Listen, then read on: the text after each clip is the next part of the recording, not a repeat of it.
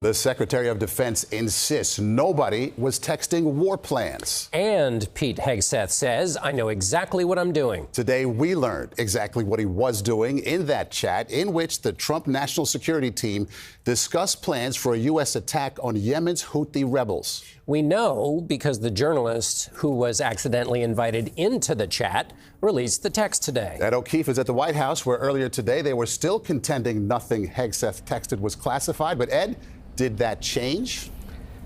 Well, here at the White House tonight, officials cannot rule out that someone might lose their job over all of this. That's because while the president and others are publicly downplaying the significance of it all, half a dozen national security officials across the government tell CBS News tonight that because the text messages included specific targets and weapons systems, they believe the information is classified. After initially withholding what he considered to be information too sensitive for publication, Atlantic magazine editor-in-chief Jeffrey Goldberg today shared it anyway. Why did you publish what you published? Because on Tuesday, the President of the United States said there's nothing classified or sensitive in the emails, in the texts. I think people should see for themselves. They're saying nothing happened. I'm saying that this represents a serious breach in national security and communications. That's what journalism is for.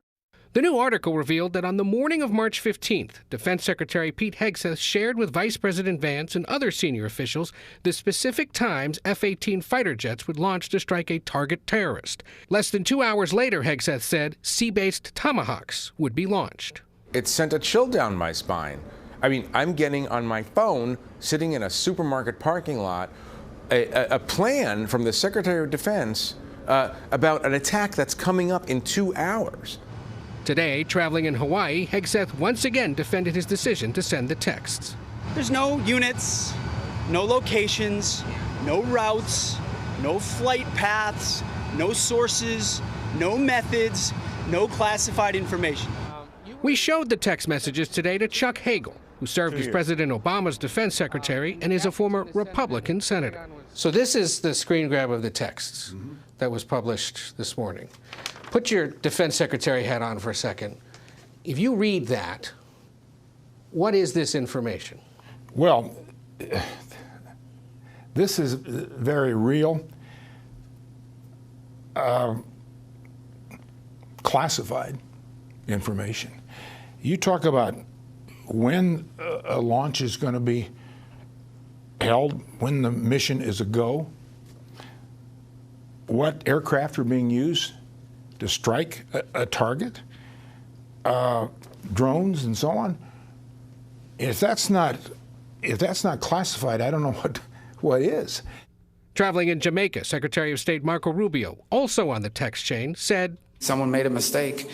Someone made a big mistake. While his own cabinet secretaries have insisted the texts were not classified, when asked today, President Trump couldn't say. I don't know. I'm not sure. You'll have to ask the various people involved. I really don't know. Ed, I gather there is guidance in the government about how to handle this kind of information going back to 2014. That's right. It was declassified in 2016 from the Director of National Intelligence, and it essentially describes what exactly would be classified or top secret. And it says any information about planning an attack should remain top secret for at least 25 years. It's another example of top officials flouting protocol and doing something that lower-ranking officials know would get them in big trouble. And Ed, we understand there's now bipartisan interest in getting to the bottom of all of this. That's right. The Republican and Democratic heads of the Senate Armed Services Committee today said they're calling for an expedited investigation by the Pentagon's Inspector General. They want a classified briefing from someone in the Trump administration about all of this. Roger Wicker, who's the Republican chairman from Mississippi, called it a successful attack on the Houthis, but, quote, a shame that this security question is distracting the public from the success of that mission.